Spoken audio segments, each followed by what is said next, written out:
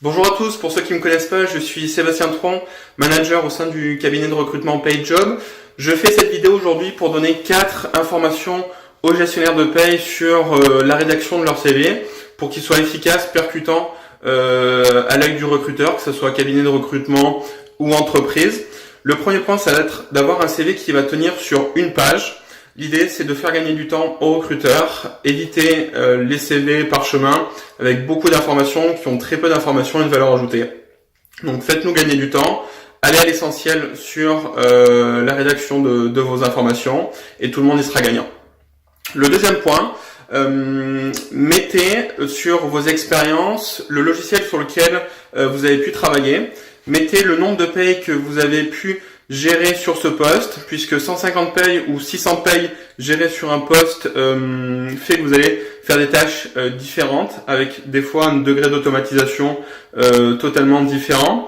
Et mettez aussi la convention collective sur laquelle vous avez pu travailler. Ça nous permettra d'avoir déjà un premier avis sur votre expérience et voir si ça peut coller avec le poste qu'on peut vous proposer.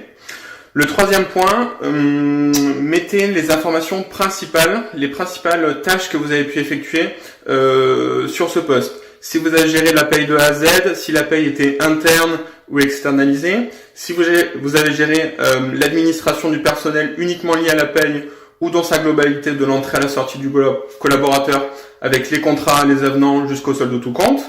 Mettez aussi si vous avez participé à des projets de migration, à du recettage, à de la remontée d'anomalies, rédaction de livres blancs. C'est important pour nous puisqu'aujourd'hui il y a pas mal d'entreprises qui vont internaliser ou externaliser leur paye. C'est une valeur ajoutée pour vous que d'indiquer ces informations.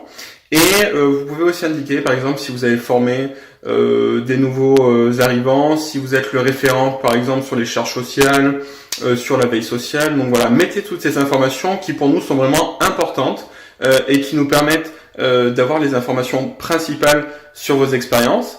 Et le dernier point, soyez vraiment transparent. Transparent au niveau de votre CV. Pas la peine de surévaluer, surgonfler vos expériences.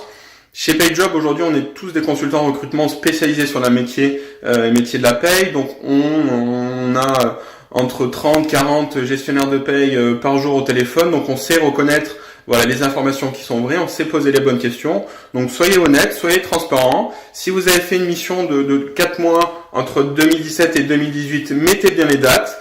Ça va rassurer le recruteur et on va être dans un climat de confiance pour échanger avec vous. Voilà, donc petite vidéo.